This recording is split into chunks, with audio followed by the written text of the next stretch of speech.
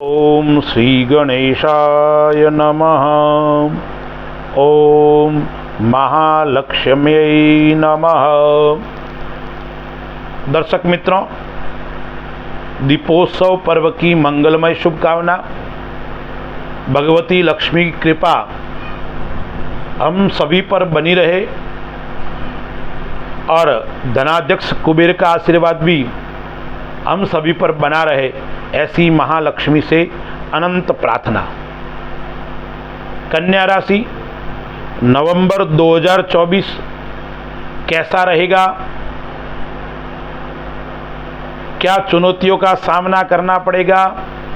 कौन सी ऊंचाई को हम प्राप्त करेंगे? ग्रहों की स्थिति क्या है? हमारा भविष्य नवंबर माह में कैसा रहेगा?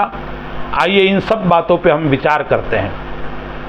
दर्शक मित्रों, ग्रहों की स्थिति पहले हम जान लेते हैं, क्योंकि किसी भी विषय पर हम बात करते हैं तो पहला ग्रहों की स्थिति क्या है उसके ऊपर हम विचार करना पड़ेगा। तो लग्न के अंदर केतु ग्रह गोचर कर रहा है। दूसरे स्थान के अंदर धन स्थान के अंदर सूर्य नीच का होकर गोचर कर रहा है। तीसरे स्थान के अंदर पराक्रम के अंदर वृश्चिक राशि में बुध भी है और शुक्र भी है और वो लक्ष्मी नारायण योग बना रहा है। छठे स्थान के अंदर स्वग्रही होकर शनि विराजमान है। सातवें घर के अंदर राहु मीन राशि में है। भाग्य स्थान के अंदर गुरु विद्यमान है और आय स्थान पर मंगल अपनी कर्क राशि यानी नीच राशि के अंदर वो गोचर कर रहा है। इस नवंबर माह के अंदर दो ग्रह अपने राशि का परिवर्तन कर रहे हैं। सूर्य 16 नवंबर को वृश्चिक राशि में आ रहा है, यानी तुला राशि को छोड़कर वृश्चिक राशि में आएगा और कुंडली में बुधादित्य योग बनेगा। 6 नवंबर तक कुंडली के अंदर लक्ष्मी नारायण योग है, बुध और शुक्र की युति है और वो युति भी 6 तारीख तक है। उसके बाद में शुक्र राशि परिवर्तन करके धनु राशि में भ्रमण करेगा। यह ग्रहों की स्थिति है। इस नवंबर माह के अंदर कन्या राशि एवं कन्या लग्न वाले जातकों के लिए कौन सा दिन खराब रहने वाला है? नवंबर माह की कौन सी तारीख आपके लिए अशुभ रहेगी? आइए मैं आपको बताता हूं, आप अवश्य इसको नोट कर सकते हैं। 5, 6, 7, 14, 15, 23, 24 एवं 25 तारीख माह की यह 7-8 दिन है, वो आपके लिए थोड़े अशुभ रहने वाले हैं। इस समय आपको विशेष करके अपने माता की प्रति चिंता आपकी रहेगी। ससुराल पक्ष से आपका मनमुटाव बढ़ेगा और पैतृक संपत्ति का विवाद इस दिनों के अंदर बढ़ सकता है। तो दर्शक मित्रों, व्यापार की दृष्टि से देखें तो जीवन के अंदर प्रगति का समय है। आपके पास में अच्छे अवसर आने वाले हैं।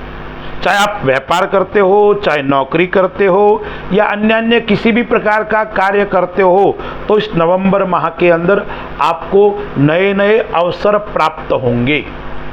उस अवसर का लाभ आप किस प्रकार से उठाते हो यह आपके ऊपर निर्भर करता है।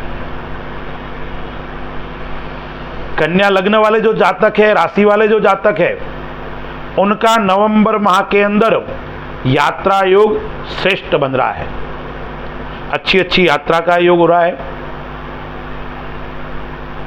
नए स्थान को देखने का अवसर मिलेगा। आध्यात्मिक दृष्टि से भी अच्छा है और व्यापारिक दृष्टि से भी यात्रा योग अच्छा है।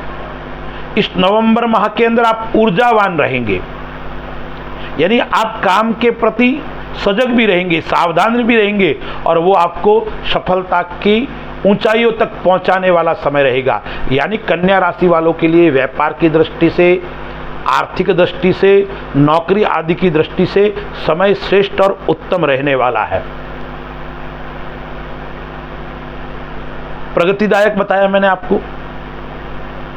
माता पिता की दृष्टि से देखें तो ये समय आपके लिए अच्छा रहेगा। मैंने आपको तारीखें बताई, उसके अलावा पैतृक समस्याओं से आप मुक्त भी हो सकते हैं। पैतृक संपत्ति का योग भी है, कोई आपका परिवार का बंटवारा हो रहा है, उसका इस समय के अंदर, नवंबर माह के अंदर कोई न कोई हल निकल सकता है। विद्यार्थी की दृष्टि से देखें तो जो पंचमेश है वो छठे स्थान के अंदर स्वग्रही होकर बैठा हुआ है, तो विद्यार्थियों के लिए ये समय मिश्रित फल देने वाला रहेगा। कमर दर्द की शिकायत हो सकती है, जॉइंट का दर्द, यह आपको परेशानी के अंदर डाल सकता है।